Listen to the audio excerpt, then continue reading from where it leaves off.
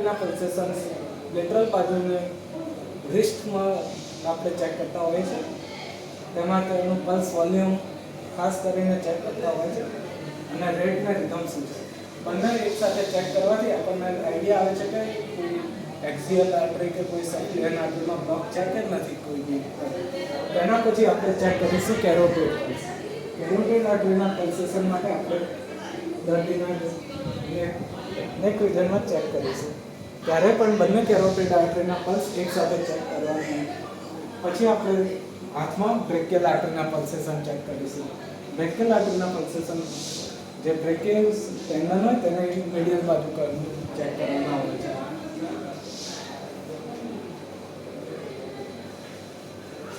પછી આપણે દર્દીને ફિમોરલ આર્ટરીના પલ્સેશન ચેક કરીશું. ફિમોરલ આર્ટરીના પલ્સેશન્સ માટે પ્યુબિક સિમ્ફાઇસિસથી લેટરલી આપણે ચેક કરતા હોય છે. ફિમોરલ આર્ટરીના પલ્સેશન પછી આપણે પોપ્લિટેલ આર્ટરીના કરવાના હોય છે. પોપ્લિટેલ આર્ટરીના પલ્સેશન માટે પગ ફ્લેક્સ પોઝિશનમાં અને અંદરની બાજુ આંગળી નાખીને ચેક કરવાના હોય છે.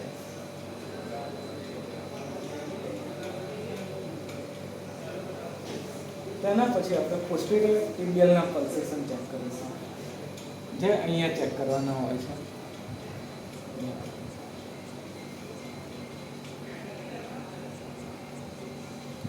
તે પછી ડોર્સાલિસ પેડિસ આર્ટરીના પલ્સ.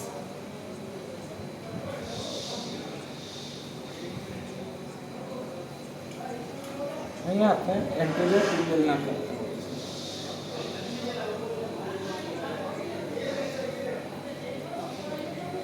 પછી આપણે દર્દીના કેપિલરી રિફિલિંગ ટાઈમ જોતા હોઈએ છીએ.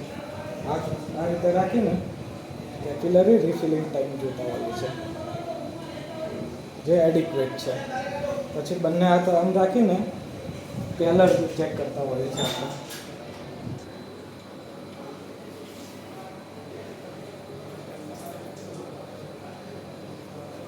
પછી આપણે એબ્ડોમિનલ એઓર્ટાના કોઈ પલ્સેશન વિઝિબલ છે કે નહીં તે ચેક કરતા હોઈએ છીએ.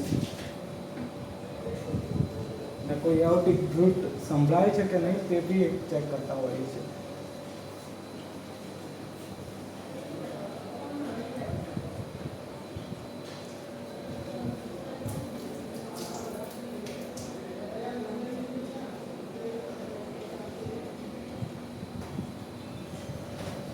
આ જ રીતે કેરોટિડ રૂટ પણ ચેક કરતા હોય છે.